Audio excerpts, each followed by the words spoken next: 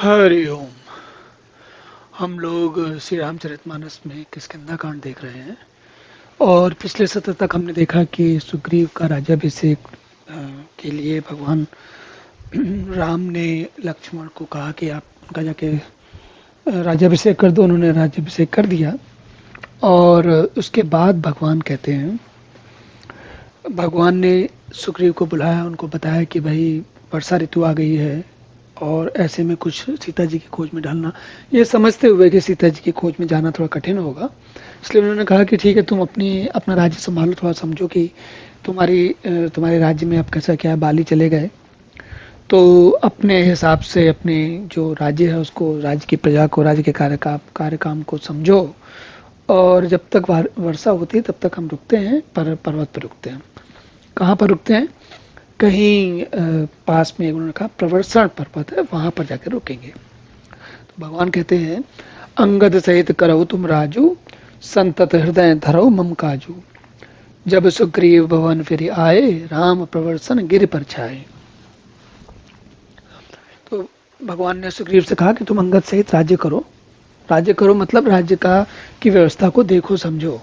भाई अभी तक तो थे नहीं, जैसे आज के समय में हम देखते हैं एक पार्टी जीत जाती है तो पहले जिस पार्टी के पास सरकार का राजकाज थे, अब जब दूसरी पार्टी संभालने लगती है तो चीज़ें बदल जाती हैं। एकदम से ऐसा नहीं होता कि सब कुछ जैसा था पहले से चलने लग जाए।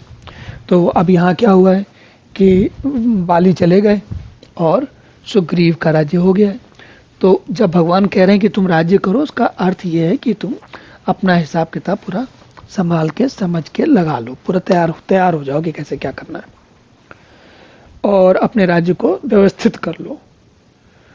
तो कहते हैं संतत हृदय धरेऊ मम काजू। लेकिन मेरा काम भी ध्यान रखना भाई, मेरी भी समस्या है, वो सीता को जाके ढूंढना है। तो वो हम थोड़ा धैर्य रख लेंगे लेकिन बहुत ज़्यादा धैर्य नहीं रख पाएंगे, ये भगवान राम सुग्रीव से कह रहे हैं। और जब सुग्रीव भवन फिर आए, राम प्रवर्षण गिर पर छाए। जब सुग्रीव भवन पर आ गए, अपने राज्य में पहुंच गए, अपने राज्य में अपने भवन पर पहुंच गए, तब जो है राम लक्ष्मण के साथ प्रवर्षण पर्वत पर जाकर टिक गए। प्रथम ही देवन गिर गुहा, राखे रुचिर बनाए, राम कृपा निधि कछु दिन बास करेंगे आए। देवताओं को पता था। देवताओं को कैसे पता है? देखिए, देवता और भगवान कौन है? सबकी, सारे जगत के, सारी संपत्ति के, सारी प्रकृति के सम्राट हैं। सबके जो नियंता हैं वो भगवान है। तो देवता भी है, लेकिन देवता मनुष्य से तो आगे है भाई। तो देवताओं को ये पता है कि ये भगवान राम अयोध्या से, देवताओं को भी पता है कि अयोध्या से चल चुके हैं, वन में हैं, कई वर्ष बीत चुके हैं, अब रावण के मरने का समय आ रहा है और सुग्रीव जो है उनको अब राज्य मिल गया है। तो देवताओं को ये पता था कि राम कभी न किसी समय यहाँ आएंगे और इस पर्वत पर वास करेंगे। तो उन्होंने पहले से ही एक अच्छी सी गुफा, सुंदर गुफा को सजा के रखा था। कोई गुफा थी उस पर्वत में जिसमें कि देखिए वर्षा ऋतु हो रही है, तो अब खुले में तो पेड़ के नीचे रहना तो मुश्किल हो जाता है। ऐसे में व्यक्ति क्या करता है, मनुष्य क्या करता है, किसी न किसी गुफा में रहता है जाके, जहाँ पर छत रहे, जहाँ पर पानी जो है रेस कर नहीं आए। नहीं तो व्यक्ति सो ही नहीं पाएगा, निद्रा ही नहीं कर पाएगा, सो ही नहीं पाएगा। अन्य पशुओं में और मनुष्यों में थोड़ा अंतर होता है। पशु तो देखिए भीगते में भी वैसे ही अपना आराम कर लेते हैं, लेकिन मनुष्य नहीं कर पाता। तो देवताओं ने भगवान के लिए कोई गुफा तैयार करके रखी थी और उसमें भगवान रहते हैं। सुंदर बन कुसुमित अति शोभा, गुंजत मधुप निकर मधुलोभा। कंद मूल फल पत्र सुहाए, भय बहुत जब ते प्रभु आए। सुंदर वन फूला हुआ है, अत्यंत सुशोभित है, वर्षा ऋतु में वैसे ऐसा हो जाता है, और मधु के लोभ से बौरों के समूह गुंजार कर रहे हैं। जब से प्रभु आए हैं तब से वन में सुंदर कंद मूल फल और पत्तों की बहुतायत हो गई। भगवान आए, होता ना ऐसे, जो कोई विशेष अतिथि आता है तो सारी तैयारी की जाती है, तो वैसे ही उन्होंने भी सारी तैयारी कर ली। देखी मनोहर शैल अनूपा, रहे तह अनुज सहित सुरभूपा। मधुकर खग मृग तनुधर देवा, करें सिद्ध मुनि प्रभु कै सेवा।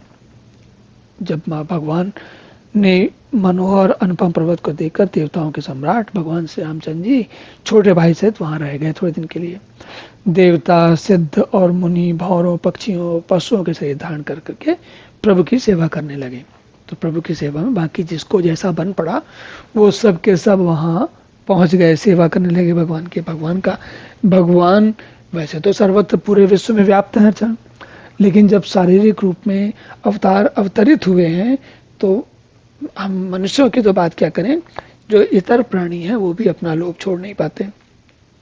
तो देवता, मुनि और बाकी सब लोग जो सिद्ध लोग हैं वो सब अपने अपने रूप बदल करके वहां पहुंच गए। मंगल रूप भयो बन तबते, कीन निवास रमापति जपते, फटक सिला अति शुभ्र सुहाई, सुख आसीन तहां दो भाई। जब से रमापति श्री राम जी ने वहां निवास किया तब से वन मंगल स्वरूप हो गया। सुंदर स्फटिक मणि की अत्यंत उज्ज्वल शिला है और उस पर दोनों भाई सुखपूर्वक विराजमान हैं। क्या बात है। कहत अनुजसन कथा अनेका, भगत ही विरति ने प्रणीति विवेका, वर्षा काल मेघ न बिछाए, गर्जत लागत परम सुहाए।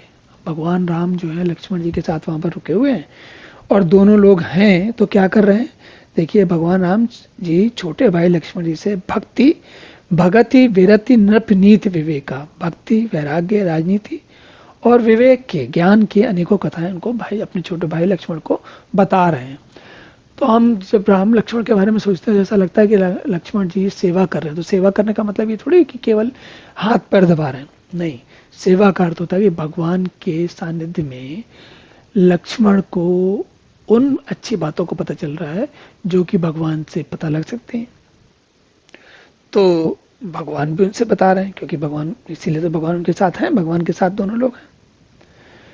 तो श्री राम जी छोटे भाई लक्ष्मण से विभिन्न प्रकार की अनोखी कथाएं कहते हैं और वर्षा काल में आकाश में छाए हुए जो बादल हैं वो गरजते हुए बहुत ही सुहावने लगते हैं। देखिए हम ये जो वर्षा काल का जो आनंद है वो हमारे देश में विशेष है और इस धरती पर जो बहुत सारे भूभाग हैं वहाँ पर कहीं कहीं पर इतना ठंडा होता है, कहीं उतना उस प्रकार की परिस्थितियां नहीं होती हैं।